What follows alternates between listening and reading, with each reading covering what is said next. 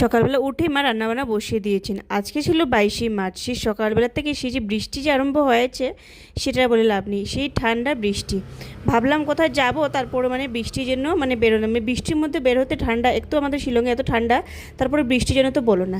মা সকালবেলা রান্নাবান্না করে মামাকে দিয়ে দিয়েছেন, যেহেতু মামা এসেছেন আমাদের বাড়িতে। তো মামা খেয়ে দিয়ে আমরাও খেয়ে নিয়েছি। খাওয়া দাওয়া করে মামার জন্য তাড়াহুড়ো করে রান্না করা হয়েছে, যেহেতু আমরা আজকে গুয়াহাটি যাচ্ছি। কিছু কাজে আমরা গুয়াহাটি যাচ্ছি, তো আমরা রেডি হয়ে যাচ্ছি। এদিকে আমিও রেডি হয়ে গেছি। আর সেই বৃষ্টি, আর বৃষ্টির সঙ্গে সঙ্গে পড়েছে ঠান্ডা। তো তারপরে আমরা রেডি হয়ে বেরোয় গেছি, মাও আমাদের সাথে বেরোয় যাবেন। তারপর রাস্তাতে আসলাম, এসে গাড়ির জন্য কতক্ষণ দাঁড়ালাম, পেয়ে গেলাম গাড়ি। এখন যাব সিভিলে, সিভিল থেকে চলে যাব গুয়াহাটি। তো যাই হোক, এই ব্লগটা তোমাদের সবার সাথে শেয়ার করছি। এটা হয়েছে 22শে জানুয়ারির ব্লগ। যেহেতু এডিটিংয়ের জন্য আমি আপলোড দিতে পারিনি, সেই জন্য ভাবলাম এর চেয়ে এখন অনেক ব্লগ আছে, তোমাদের সাথে আমি শেয়ার করব।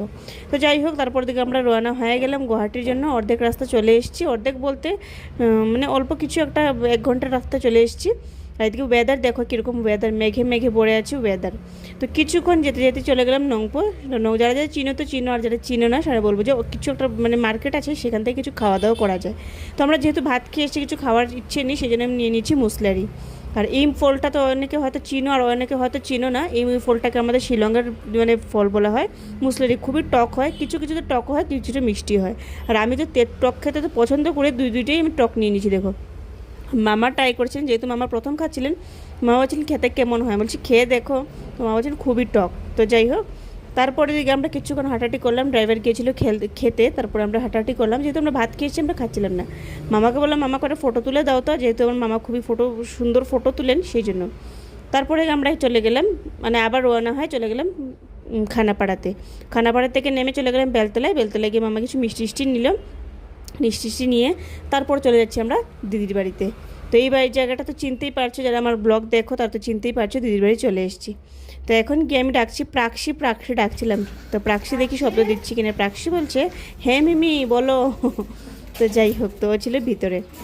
তো এই ব্লগটা কেমন লাগলো তোমরা কিন্তু অবশ্যই কমেন্ট করে জানিও আমাদেরকে। অবশ্যই ভালো লাগলে একটা লাইক করে যেও আর কমেন্ট করে যেও। তো এদিকে দেখো, প্রাক্ষীকে এসে দিয়ে দিয়েছে মামা, যা যা এনেছিলেন প্রাক্ষীকে দিয়ে দিয়েছে আর কি।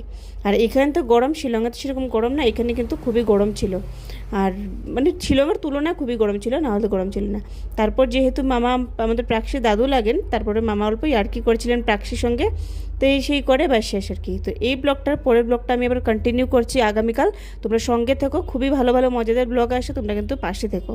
তো চলো, আজকের জন্য এতটুকুই। দেখা হচ্ছে কালকে একটা নতুন ব্লগের সাথে। আর হ্যাঁ, কেমন লাগলো অবশ্যই কিন্তু কমেন্ট করতে ভুলো না, কেমন? তো চলো, সবাইকে শুভ সন্ধ্যা। এখন সন্ধ্যা